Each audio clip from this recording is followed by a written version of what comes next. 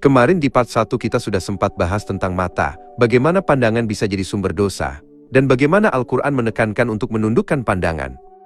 Kalau kamu belum nonton, saya sarankan cek dulu video sebelumnya, biar lebih nyambung dengan lanjutan ini. Nah, sekarang kita masuk ke part 2. Allah juga memperingatkan di ayat lain. وَلَا تَمُدَّنَّ عَيْنَيْكَ إِلَى مَا مَتَّعْنَا بِهِ أَزْوَاجًا مِنْهُمْ زَهْرَةَ الْحَيَاةِ الدُّنْيَا. Surat Taha, ayat 131. Bedah lagi satu-satu. Wala tamuddanna ainaika. Dan jangan sekali-kali engkau panjangkan matamu. Bahasa sekarang, jangan jelalatan. Jangan selalu membandingkan dirimu dengan orang lain. Ila ma matta'na bihi azwajan minhum. Kepada apa yang telah kami berikan kepada sebagian dari mereka. Artinya apa?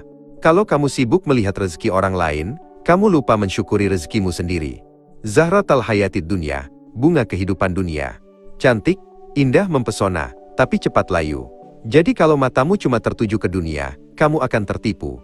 Banyak orang rajin ibadah, tapi matanya nggak pernah dikasih thariqah. Apa itu? Jalan. Jalan untuk mengarahkan pandangan dari dunia ke Allah. Kalau matamu terus sibuk menilai orang lain, itu sukses, itu gagal, itu kaya, itu miskin. Kapan kamu sempat menilai dirimu sendiri? Mata hati itu baru terbuka, kalau mata dunia ditundukkan. Kalau masih asyik jelalatan keluar, jangan harap bisa menatap ke dalam. Makanya saya sering bilang, jangan bangga dulu bisa khatam Quran berkali-kali, tapi matanya nggak pernah dijaga. Quran di bibir, tapi dunia tetap di mata. Jadi menjaga mata ini, bukan soal sekadar jangan lihat aurat, lebih dalam dari itu. Jagalah cara pandangmu. Kalau matamu cuma sibuk lihat dunia, hatimu akan keruh. Tapi kalau matamu diarahkan ke Allah, hatimu akan jernih. Dan itu awal perjalanan menuju hakikat. Mari membahas tentang telinga. Apa yang kita dengar, itulah yang akan memenuhi hati kita. Kalau kita senang mendengar gosip, fitnah, kata-kata kotor, jangan salahkan kalau hati jadi resah. Kalau kita ingin masuk jalan thariqah, telinga pun harus disucikan. Dengarkan yang mengingatkan pada Allah, dengarkan bacaan Al-Quran, dengarkan kalam yang membuat hati hidup. Sekarang, mari kita bedah satu ayat.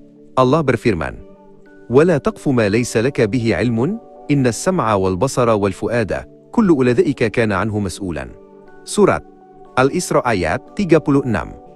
Bedah perkata dan renungkan. Wala takfu, janganlah kamu mengikuti. Bahasa gampangnya, jangan asal ikut-ikutan, jangan asal comot berita, jangan asal percaya. Sekarang, banyak orang ibadahnya ikut-ikutan, akidahnya ikut-ikutan, bahkan bencinya ikut-ikutan. Tanya dulu, apa kamu benar-benar tahu, atau cuma nurunin emosi massa? Ma laisa laka bihi ilm, sesuatu yang kamu tidak punya ilmu tentangnya. Ilmu di sini bukan cuma teori. Ilmu itu kesadaran yang hadir. Kalau cuma dengar dari orang, itu informasi. Kalau cuma baca buku, itu pengetahuan. Tapi kalau sudah kamu rasakan di dalam dirimu, baru itu jadi ilmu. Jadi kalau kamu ngomong tentang Allah, tapi nggak pernah sadar Allah dalam hidupmu, apa itu ilmu? Atau cuma hafalan mulut? Inna asam'a, sesungguhnya pendengaran. Kupingmu ini bukan sekadar lubang suara. Yang masuk lewat telinga, masuk ke hati. Kalau kamu suka dengar gosip, gosip itu jadi makanan batinmu. Kalau suka dengar ayat, ayat itu jadi cahaya dalam jiwamu. Jadi hati-hati, telinga itu pintu, wal basaro, dan penglihatan. Mata ini jendela jiwa. Kamu lihat apa, itu yang masuk ke dalam. Kalau matamu cuma sibuk lihat dunia, hatimu penuh dunia. Kalau matamu sibuk lihat aib orang, hatimu penuh kegelapan. Tapi kalau matamu kamu arahkan ke dalam, melihat dirimu sendiri, barulah kamu menemukan cermin yang sesungguhnya. Wal fu'ad, dan hati nurani. Ini pusatnya. Semua yang masuk dari telinga dan mata, ujungnya ditampung hati. Makanya hati bisa jadi terang, bisa juga jadi busuk.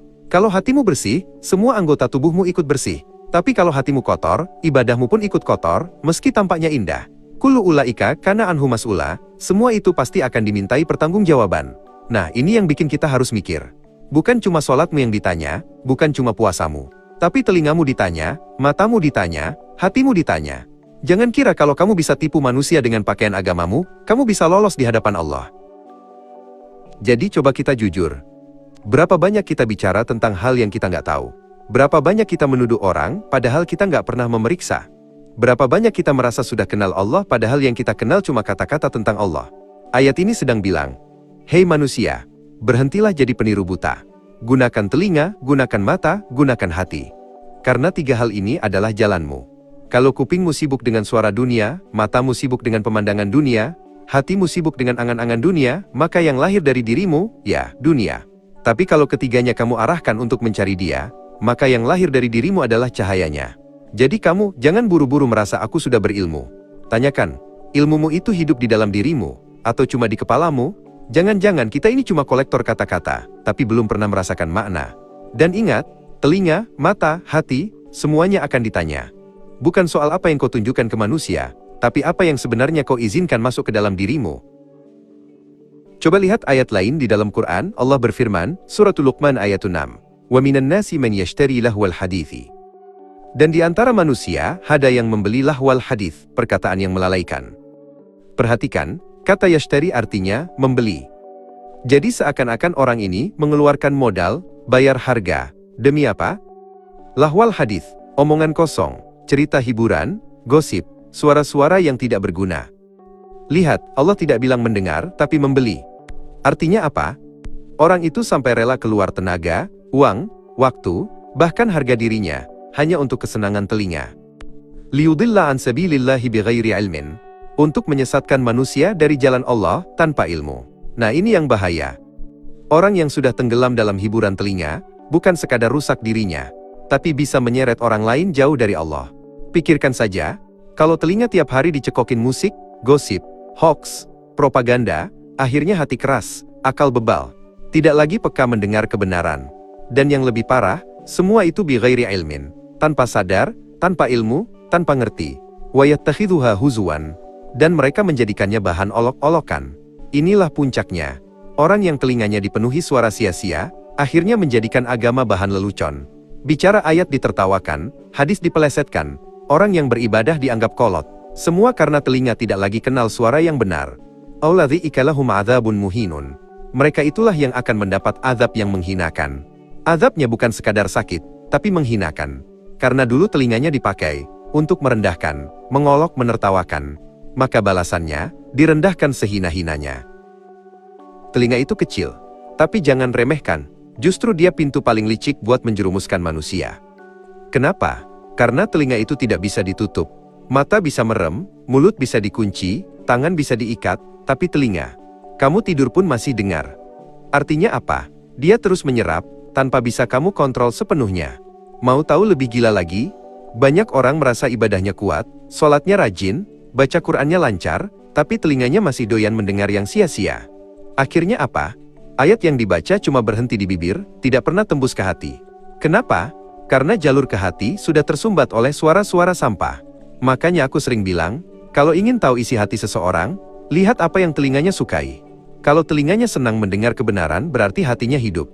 Tapi kalau telinganya betah dengan omongan kosong, jangan heran kalau hidupnya kering dari makna. Nah sekarang pertanyaan tajamnya, kamu lebih sering mendengar suara yang bikin hati hidup, atau suara yang bikin hati mati? Jangan-jangan kupingmu rajin dengar ceramah, tapi hatimu tetap kering. Kenapa bisa begitu? Karena telinga itu hanya jalan masuk. Yang memutuskan akan disimpan atau dibuang, itu hati. Allah sudah wanti-wanti dalam Quran. Orang-orang mukmin itu, kalau mendengar sesuatu yang sia-sia, mereka berpaling. Tapi kita, bukannya berpaling, malah tambah dekat, tambah penasaran. Kita klik, kita buka, kita share. Betul kan? Lihatlah zaman sekarang. Orang lebih percaya broadcast WhatsApp daripada ayat Allah. Lebih percaya status Facebook daripada hadis Nabi. Lebih percaya gosip selebriti daripada nasihat ulama. Dan anehnya, ketika Quran menegur kita, telinga kita langsung keras, pura-pura tuli. Terserah kalian mau sadar atau tidak, tapi telinga ini yang akan jadi saksi. Besok di akhirat, telinga akan bicara. Ya Allah, aku dipaksa dengar gosip setiap hari. Aku dipaksa dengar kebohongan. Aku dipaksa dengar ocehan sia-sia. Dan kita tidak bisa lagi menyangkal.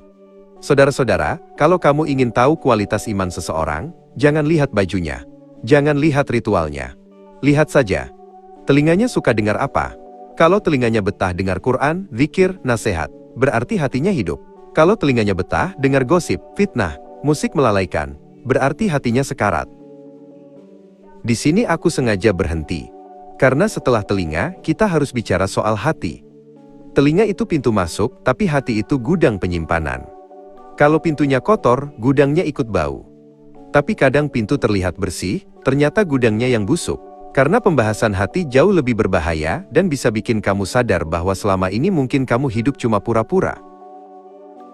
Masih penasaran? Ada lanjutannya part 3, jangan lupa klik tombol subscribe dan aktifkan lonceng notifikasi. Gratis kok, jangan sampai ketinggalan ilmunya.